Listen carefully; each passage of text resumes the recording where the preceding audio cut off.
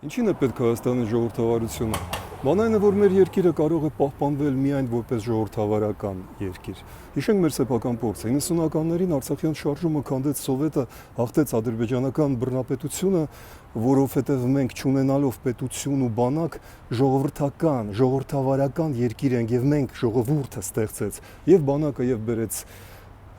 զենք, զինամթերք, սնունդ, տրանսպորտ։ Արդեն 95 թվականին Տեր-Պետրոսյանը քանդեց այդ հրաշք ուխտը եւ վերադարձրեց Հայաստան։ Սկզբից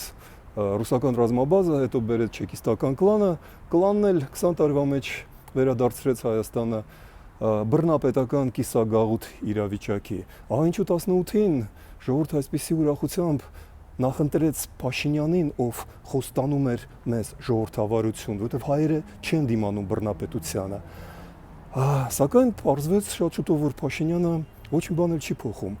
Նա գնում է նույն ճանապարհով, փոխանակելով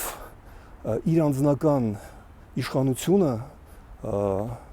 ժողովրդավարական եվրոպական հեռանկարների եւ հույսերի հետ։ Ահա ինչու մենք պարտվեցինք 20 թվականին, ահա ինչու կորցրեցինք Արցախը 23, որովհետև թույլ բռնապետությունը,